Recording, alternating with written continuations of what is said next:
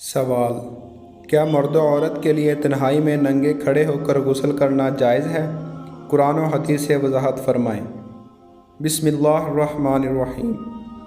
جواب: مرد و خواتین کے لیے تنہائی اور خلوت میں ننگے ہو کر کھڑے ہو کر غسل کرنا جائز ہے، البتہ شرمگاہ کچھ پانے کے لیے بیٹھ کر یا کپڑا باندھ کر نہائے تو زیادہ افضل ہے۔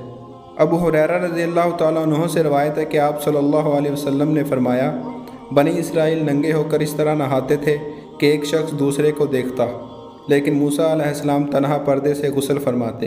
اس پر انہوں نے کہا کہ باخدا موسیٰ کو ہمارے ساتھ غسل کرنے میں صرف یہ چیز مانع ہے کہ آپ کے خصیے بڑے ہوئے ہیں۔ ایک مرتبہ موسیٰ علیہ السلام غسل کرنے لگے اور آپ نے اپنے کپڑوں کو ایک پتھر پر رکھ دیا۔ اتنے میں پتھر کپڑوں کو لے کر بھاگا اور موسیٰ علیہ السلام بھی اس کے پیچھے بڑی تیزی سے دوڑے۔ آپ کہتے جاتے تھے، اے پتھر میرا کپڑا دے، اے پتھر میرا کپڑا دے۔ اسی عرصہ میں بنی اسرائیل نے موسیٰ علیہ السلام کو ننگا دیکھ لیا اور کہنے لگے کہ باخدا موسیٰ کو کوئی بیماری نہیں، اور موسیٰ علیہ السلام نے کپڑا لیا اور پتھر کو مارنے لگے۔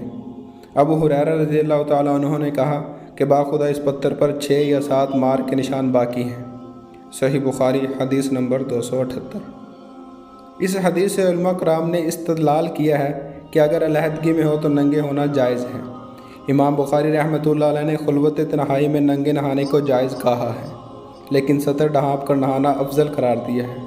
ننگے نہانے کے جواز میں 2 احادیث بیان کی ہیں، ایک موسیٰ علیہ السلام کا خلوت تنہائی میں غسل کرنا اور دوسرا ایوب علیہ السلام کا خلوت میں ننگے غسل کرنا، اور یہ واقعات بیان کر کے نبی اکرم صلی اللہ علیہ وسلم نے اس عمل کی تردید نہیں کی، اس لیے ہماری شریعت میں بھی اس طرح خلوت میں نہانا جائز ٹھہرا۔ خلوت میں ضرورت کے وقت شرمگاہ ننگی کرنا جائز ہے، اور یہ غسل کرنے اور پیشاب کرنے اور بیوی سے مباشرت کرنے کی حالت وغیرہ میں ہے۔ ان سب حالتوں میں خلوت کے اندر رہتے ہوئے ننگا ہونا جائز ہے، لیکن ان سب حالات میں لوگوں کی موجودگی اور ان کے سامنے بے لباس ہونا حرام ہے۔ ان تمام احادیث اور محدثین کے اقوال سے ثابت ہوا کہ تنہائی میں ننگے ہو کر غسل کرنا جائز ہے، لیکن تنہائی میں بھی شرمگاہ چھپانے کے لیے کپڑا باندھ کر یا بیٹھ کر غسل کرنا افضل ہے۔